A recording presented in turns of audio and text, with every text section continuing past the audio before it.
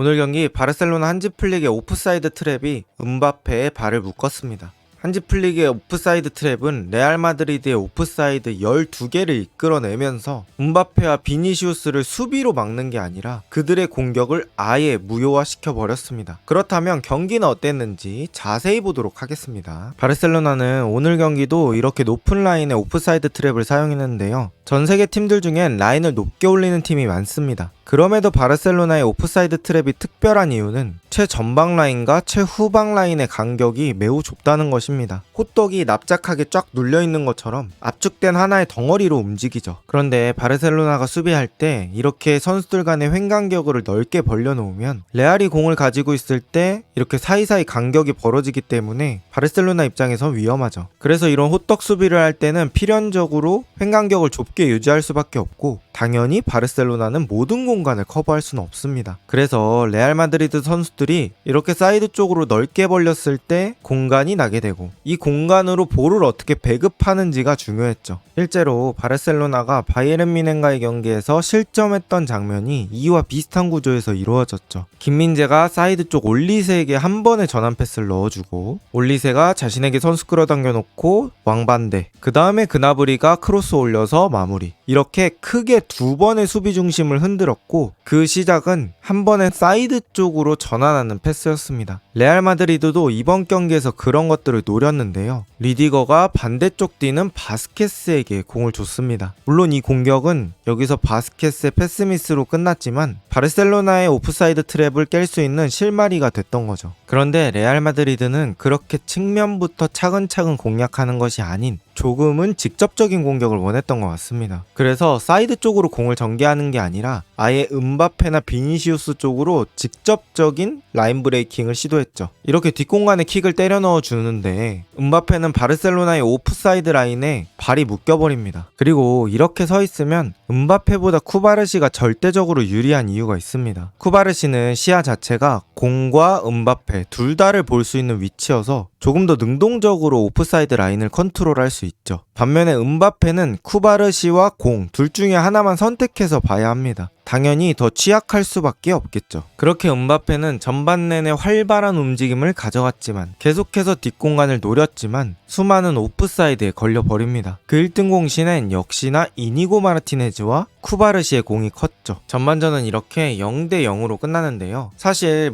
레알 마드리드 입장에서도 오프사이드 라인에 계속 걸리는 건 좀 짜증나긴 하지만 큰 손해는 없었죠. 왜냐? 스코어가 0대 0이니까요. 전반전이 종료되고 느낀 점은 이 경기 어떻게 될지 모른다였어요. 바르셀로나는 오프사이드 라인을 준비해오긴 했지만 레알 마드리드는 또 강하게 전방에서 압박하면서 이냐키 페냐의 킥미스 같은 것들을 이끌어냈거든요. 그리고 또 생각보다 바르셀로나가 레알 마드리드의 골문까지 전진하는데 어려움을 겪었던 시간들도 있어서 전반전은 되게 비슷비슷했다라는 느낌이 들었었습니다. 그 와중에 좀 칭찬하고 싶었던 선수는 바르셀로나에서는 페드리와 카사도가 삼선 라인에서 되게 잘해줬고 또 레알 마드리드에서는 카마빈가가 수비에서 적극적인 모습, 빌드업에서도 잘 도와주는 모습들을 보여주면서 좋은 모습들을 보여줬죠. 그리고 한지플릭 감독은 전반전이 끝나자마자 페르민 로페스를 빼고 더용을 투입합니다. 그리고 전반전에 좋은 압박 강도를 유지하던 레알 마드리드는 후반전엔 그 텐션을 잃어버립니다. 지금도 레알의 수비 라인을 보시면 수비 라인, 미들 라인, 공격수 라인 이렇게 3개의 라인이 간격이 매우 넓습니다. 당연히 가운데 쪽 공간이 발생하고 이 리스크를 막으려면 앞쪽에 있는 투톱이 가운데 문단속을 잘 해줘야 합니다. 하지만 음바페는 너무 쉽게 카사도를 통과시켰고 카사도가 중앙으로 환상적인 스루 패스를 넣어줍니다. 여기서의 레반도프스키의 움직임이 레전드인데요. 잘 돌아뛰면서 오프사이드 트랩을 잘 깹니다. 그리고 제가 가장 충격적이었던 장면, 바로 레반도프스키의 슈팅 장면인데요. 지금 위치를 보시면 페널티 박스에 들어가기도 전인 상황입니다. 레반도프스키가 1대1 상황이었음에도 불구하고 그냥 이 위치에서 슈팅각이라고 판단되자 슈팅을 때린 겁니다. 보통은 더 안정적인 선택을 하기 위해 조금 더 앞쪽으로 끌고 가는 경우가 많은데 자신의 슈팅력에 자신이 있었던 거죠. 먼 거리에서 구석으로 마지막 패스 같은 슈팅을 하면서 경기는 1대 0이 되고요. 그 득점 이후에 얼마 지나지 않아 바르셀로나는 한 걸음 더 달아납니다. 지금도 레알의 수비 집중력을 얘기 안 할 수 없는데요. 하피냐가 공을 받는 순간에 루카스 바스케스가 딸려나가고 그때 누군가가 그 뒷공간을 커버해줘야 하는데 아무도 커버를 못했죠. 그리고 발데가 그 뒷공간을 잡으러 가고 시야가 열린 더용이 좋은 패스를 넣어줍니다. 그리고 이 공을 발데가 레반도프스키 쪽으로 크로스를 넣어주는데 크로스가 되게 정확했습니다. 하지만 이 크로스는 채찍과 풍선 중에는 풍선에 가까운 크로스였고 속도가 그렇게 빠르지는 않았습니다. 그래서 레반도프스키의 헤더 난이도가 꽤나 높았어요. 크로스의 속도는 그렇게 빠르지 않고 그리고 헤더하는 타점이 골대와 꽤나 거리가 있어서 헤더의 힘을 실기가 어려웠죠. 하지만 여기서 순전히 자신의 슈팅 기술을 보여줍니다. 골키퍼가 막을 수 없는 각도로 아주 예술적으로 돌려내면서 경기를 2대 0으로 만들죠. 반면에 레알 마드리드의 공격수 음바페는 온사이드 상황에서도 좋은 기회를 놓치면서 결국에는 바르셀로나의 골문을 흔들지 못했습니다. 그리고 이후에 레알 마드리드는 추가적으로 2골을 실점하면서 결국 4대 0으로 패배하고 말았습니다. 오늘 경기는 한지 플릭의 전술의 승리라고도 볼 수 있겠는데요. 고도로 훈련된 최후방 수비 라인의 오프사이드 트랩 작동, 그리고 반면에 자신들이 골을 넣을 때는 상대의 라인을 뚫어서 골을 넣는 모습을 보여줬습니다. 즉 오늘 경기 차이는 오프사이드 라인 관리에서 드러났다고 봐야겠죠. 또 양팀 9번의 차이를 얘기 안 할 수 없겠는데요.